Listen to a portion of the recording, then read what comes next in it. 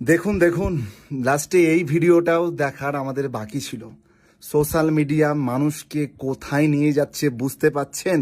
মানুষের স্মৃতি শক্তি সমস্ত কিছু লোপ পাচ্ছে, কোনটা ভগবান কোনটা কিছু, মানে কিচ্ছু মানুষ, মানে সমস্ত কিছু লোপ পেয়ে গেল। মানে একটা মানুষ দুটো ভিডিওতে ফেমাস হবে লাইক ভিউজের জন্য, ফলোয়ার্সের জন্য, শিবজির গলায় জুতোর মালা। আপনারা ভাবতে পাচ্ছেন যে এতটা নিচে এই মানুষ নামতে পারে?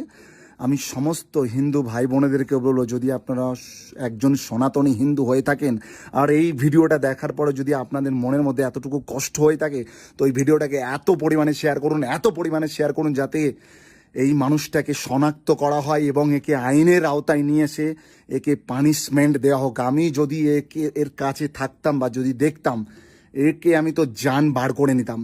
আমি অনুরোধ করছি, আপনারা যদি ভিডিওটা শেয়ার না করেন তাহলে জানবো আপনারা হিজড়া ছাড়া আর কিছুই নয়। আজকে আমাদের এই হিন্দু ধর্মের এত নিচে, এত খারাপ সিচুয়েশনের জন্য আমাদের হিন্দু মানুষরাই এর জন্য দায়ী। দেখতে পাচ্ছেন শিবের গলায় জুতোর মালা পরিয়ে দিচ্ছে মানুষ, কি অবস্থা! প্লিজ আর আপনাদেরকে অনুরোধ করে বলছি,